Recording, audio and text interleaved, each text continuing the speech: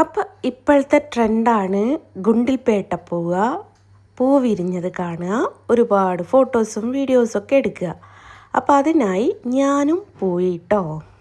ഞാൻ പോയത് കുറ്റ്യാടി ചുരം, അവിടുന്ന് തിരുനെല്ലി റൂട്ട് കൊട്ട വഴി അവിടെ ഒരു ഫോറസ്റ്റ് ഉണ്ട്, അതിൻ്റെ ഉള്ളിൽ കൂടിയൊക്കെ ആയിട്ടാണ് ഞാൻ ഗുണ്ടിൽപേട്ടയിലേക്ക് എത്തിപ്പെട്ടത്. ആനയുണ്ട്, പുലിയുണ്ട്, പുലി വരയുള്ളതൊന്നും വരയില്ലാത്ത രണ്ടെണ്ണമൊക്കെയാണ് എന്നൊക്കെ പറഞ്ഞിട്ടാട്ടോ ഞങ്ങളെ കൊണ്ടുപോകുന്നത്. കണ്ടാലായി. ഇത് കുറ്റ്യാടി ചുരം കയറുന്നതിൻ്റെ മുമ്പുള്ള ഒരു വെള്ളച്ചാട്ടാട്ടോ. വലയക്കെട്ടുക്ക് മീൻ കിട്ടിക്കോ എന്നുള്ളത് നോക്കിയില്ല കേട്ടോ. അവിടെ നിന്നൊരു ചായയും ഒരു രതീഷും കഴിച്ചു കേട്ടോ. രതീഷിന് വർഷങ്ങളെ പഴക്കമുണ്ട് എന്നാണ് തോന്നുന്നത്. തേനെല്ലിക്ക ഇവിടുത്തെ ഭയങ്കര ഫേമസ് ആയിട്ടുള്ള ഉണ്ണിയപ്പാട്ടോ. തിരുനെല്ലിക്ക് പോകുന്ന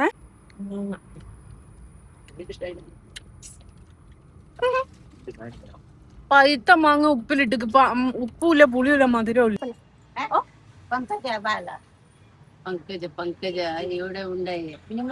കന്നഡ ഷോപ്പിൽ ഒരു കുപ്പിയോളം മേടിക്കാൻ കയറിയതാണ്. കന്നഡ എനിക്ക് കൊത്താൻ അറിയില്ല എന്ന് പറഞ്ഞ് മെല്ലെ അവിടുന്ന് രക്ഷപ്പെട്ട്. അത് കഴിഞ്ഞ് നല്ല അടിപൊളി ഒരു മയിലിനെ കണ്ടു. അതേപോലെ കുറച്ച് മാനുകളെയും കാണാൻ പറ്റിയിട്ടോ. നല്ല ഭംഗിയുണ്ടായിരുന്നേ കാണാൻ.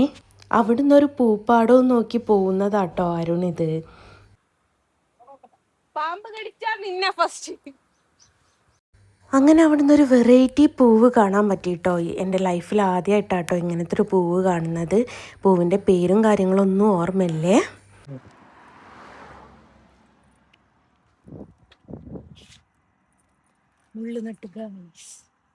നട്ട മുള്ളിനെ എടുത്ത് നേരെ മല്ലികത്തോപ്പിലേക്ക് കേട്ടോ.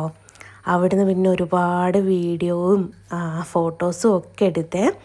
അത് കഴിഞ്ഞതിന് ശേഷം നേരെ പോയത് നമ്മുടെ ചെട്ടിപ്പാടത്തേക്കാണ്.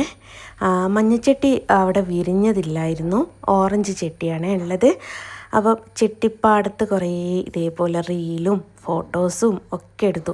നമുക്ക് എന്തെങ്കിലും വിഷമമൊക്കെ ഉണ്ടെങ്കിൽ അവിടെ തീർന്നു തന്നെ പറയാം. അത് കഴിഞ്ഞിട്ട് കുറച്ച് സൂര്യകാന്തിയുടെ ഉള്ളിൽ കൂടി അങ്ങോട്ടും ഇങ്ങോട്ടും ചുമ്മാതിങ്ങനെ നടന്നു. എന്ത് രസമാണെന്നറിയോ കാണാൻ, പോരാനേ തോന്നുന്നില്ല, അത്രയ്ക്ക് ഭംഗിയുണ്ടായിരുന്നു. അത് കഴിഞ്ഞെല്ലാം കൂടിയും അവിടുന്ന് റോഡ് സൈഡിൽ നിന്ന് മാങ്ങ മേടിച്ച് കഴിച്ചു കേട്ടോ. മാങ്ങ ഉപ്പും മുളകൊക്കെ ഇട്ട് കഴിച്ച് ഭയങ്കര ടേസ്റ്റായിരുന്നു കേട്ടോ.